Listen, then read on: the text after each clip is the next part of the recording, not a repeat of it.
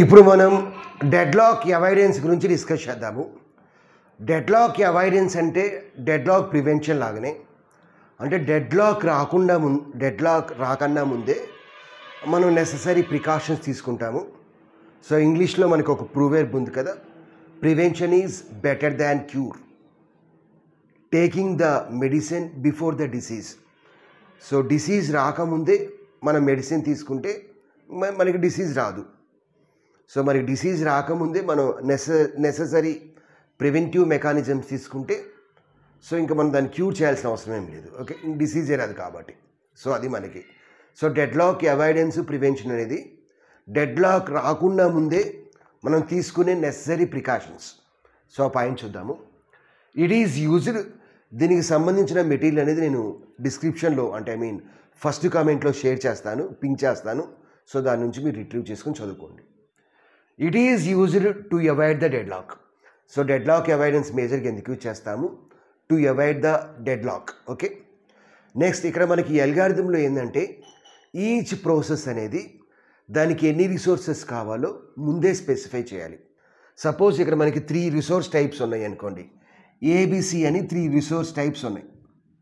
అంటే ఏ అంటే ప్రింటర్ అవ్వచ్చు, బి అంటే స్కానర్ అవ్వచ్చు, సి అంటే సమ్ ర్యామ్స్ అవ్వచ్చు. అట్లా సపోజ్ నాకు 3 ప్రింటర్స్ కావాలి, 2 స్కానర్స్ కావాలి, 2 ర్యామ్స్ కావాలి అని ప్రతి ప్రాసెస్ కూడా దానికి ఎన్నైతే మ్యాక్సిమం రిసోర్సెస్ కావాలో ఆ రిసోర్సెస్ని స్పెసిఫై చేయాలి.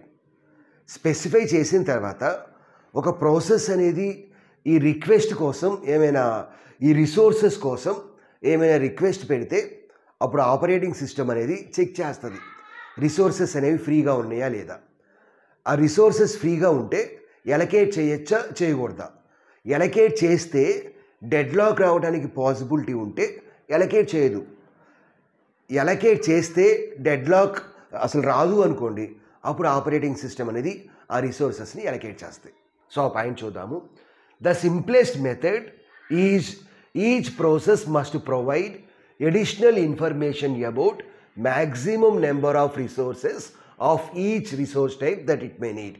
సో ప్రతి ప్రాసెస్ కూడా ముందుగా దానికి ఎన్ని రిసోర్సెస్ కావాలో మ్యాక్సిమం రిసోర్సెస్ స్పెసిఫై చేయాలి. When a process request A resource, operating system decides if request can be satisfied immediately are not.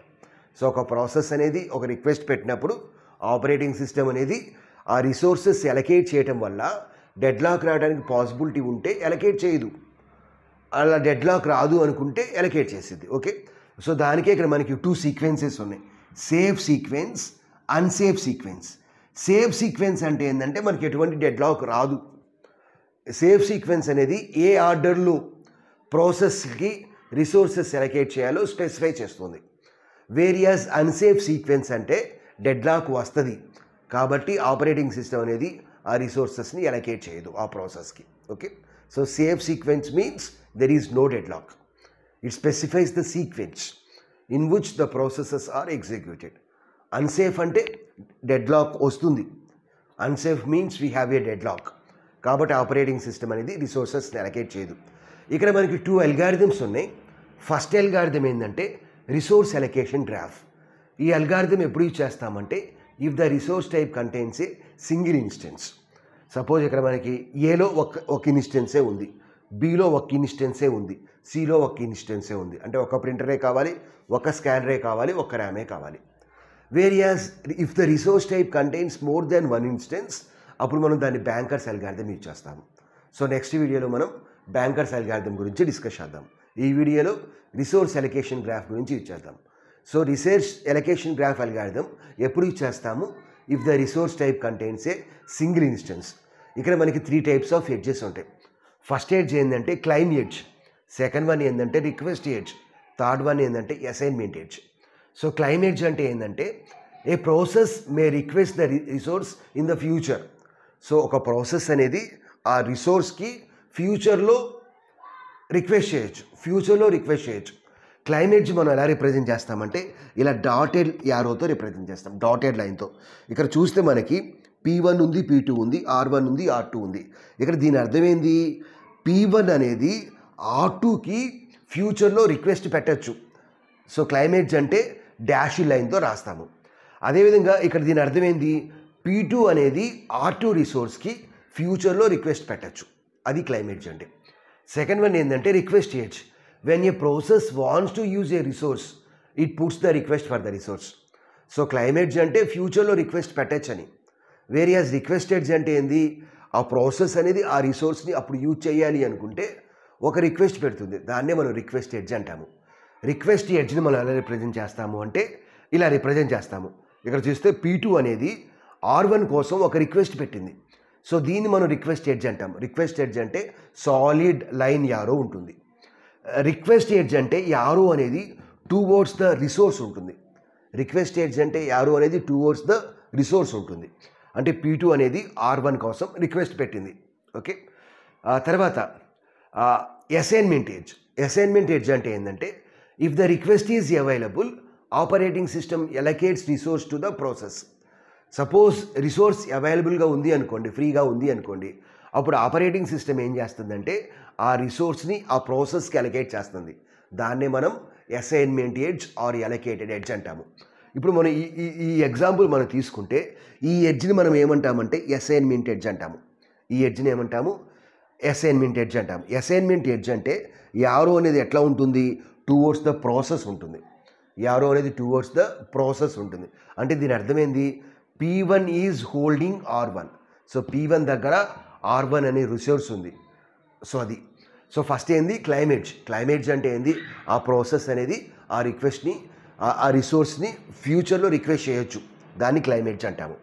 So P2 may request for R2 in the future. Next suppose if the process wants to use that resource. ఇప్పుడు ఆ process use చేయాలి అంటే అప్పుడు ఏం చేస్తుంది, ఆ process అనేది ఆ రిసోర్స్ కోసం రిక్వెస్ట్ పెడుతుంది. అప్పుడు ఏమైంది, సపోజ్ ఇక్కడ P2 అనేది R2ని యూజ్ చేయాలి అనుకోండి, అప్పుడు P2 ఏం చేస్తుంది, R2కి రిక్వెస్ట్ పెట్టింది ఇట్లా. ఇప్పుడు ఏమవుతుందంటే this climates will be converted into the request edge. Suppose if R2 is free, అప్పుడు ఆపరేటింగ్ సిస్టమ్ ఏం చేస్తుంది, R2ని P2కి అలకేట్ చేస్తుంది. అంటే ఏం చేస్తుంది, ఈ రిక్వెస్ట్ ఎడ్జ్ అనేది ఇప్పుడు అసైన్మెంట్ ఎడ్జ్ కింద కన్వర్ట్ అవుతుంది. సో అసైన్మెంట్ ఎడ్జ్ అంటే యారో టువర్డ్స్ ద ప్రాసెస్ ఉంటుంది, అంటే ఆ ప్రాసెస్ దగ్గర ఆ రిసోర్స్ ఉంది అని. సపోజ్ ఇప్పుడు ఆ ప్రాసెస్ అనేది ఆ రిసోర్స్ని యూజ్ చేసింది అనుకోండి, అంటే యూజ్ చేయడం అయిపోయింది. యూజ్ చేయడం అయిపోతే ఏమైందంటే this assignment edge will be converted to the climate. Use చేయడం అయిపోతే ఈ అసైన్మెంట్ ఎడ్జ్ అనేది క్లైమేట్ కింద కన్వర్ట్ అవుతుంది. ఇప్పుడు మనం ఒక రిసోర్స్ ఎలకేషన్ గ్రాఫ్ చూద్దాము. దీని అర్థం ఏంటంటే P1 దగ్గర R1 అనే రిసోర్స్ ఉంది. P1 is holding R1 and P1 may request for R2 in the future. Likewise P2 request for R1. P2 may request for R2 in the future. ఇక్కడ ఈ డయాగ్రామ్కి only ఒక డిఫరెన్స్ ఏంటంటే ఇప్పుడు P2 అనేది R2కి request పెట్టింది అనుకోండి, R2 ఫ్రీగా ఉంది అనుకోండి, అప్పుడు ఆపరేటింగ్ సిస్టమ్ అనేది R2ని P2కి అలకేట్ చేసింది అనుకోండి. మిగతా 3 ఎడ్జ్లు సేమే, ఈ యారో మిగతా 3 ఎడ్జ్లు సేమే, ఇది ఒక్కటే. సో ఆపరేటింగ్ సిస్టమ్ అనేది R2 ఇప్పుడు P2 అనేది R2కి రిక్వెస్ట్ పెట్టింది, R2 అనేది ఫ్రీగా ఉంది. సో ఆపరేటింగ్ సిస్టమ్ అనేది R2ని P2కి అలకేట్ చేసింది అనుకోండి, ఇప్పుడు మనకి ఇదేమొస్తుంది, అన్సేఫ్ స్టేట్ వస్తుంది. వై, బికాజ్ ఇక్కడ రిసోర్స్ ఎలకేషన్ గ్రాఫ్లో సింగిల్ ఇన్స్టెన్స్ ఉంది. రిసోర్స్ ఎలకేషన్ గ్రాఫ్లో సింగిల్ ఇన్స్టెన్స్ ఉంది అంటే రిసోర్స్ ఎలకేషన్ గ్రాఫ్లో కనుక సైకిల్ వచ్చింది అంటే కంపల్సరీగా డెడ్లాక్ వచ్చినట్టే. ఇప్పుడు మనం చూసుకుంటే P1 దగ్గర నుంచి R2కి వెళ్ళాము, R2 నుంచి P2కి వెళ్ళాము, P2 నుంచి R1కి వెళ్ళాము, R1 నుంచి P1కి వెళ్ళాము, అంటే సైకిల్ ఉంది కాబట్టి డెడ్లాక్ వస్తుంది. కాబట్టి ఆపరేటింగ్ సిస్టమ్ అనేది R2 అనే రిసోర్స్ని P2కి అలకేట్ చేయదు. ఎలకేట్ చేస్తే అన్సేఫ్ స్టేట్ వస్తుంది. బట్ డెడ్లాక్ అవాయిడెన్స్ అంటే ఏంది, రాకుండా మనం తీసుకునే నెసెసరీ ప్రికాషన్స్. సో R2 అనేది ఫ్రీగా ఉన్నా operating system can't allocate R2 to the P2. ఎందుకని, దీన్ని అలకేట్ చేస్తే సైకిల్ ఫామ్ అయ్యింది, సైకిల్ ఫామ్ అయితే డెడ్లాక్ వచ్చింది. మనం ప్రాబ్లం వచ్చింది అని అన్సేఫ్ స్టేట్ రాసాము.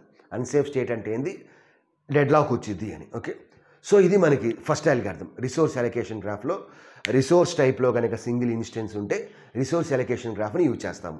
సో నెక్స్ట్ వీడియోలో మనం బ్యాంకర్స్ అల్గారిథం డిస్కస్ చేద్దాం. బ్యాంకర్స్ అల్గారిథం ఎప్పుడు యూజ్ చేస్తాము, రిసోర్స్ టైప్లో మల్టిపుల్ ఇన్స్టెన్సెస్ ఉంటే యూజ్ చేస్తాము. ఇది deadlock avoidance using resource allocation graph.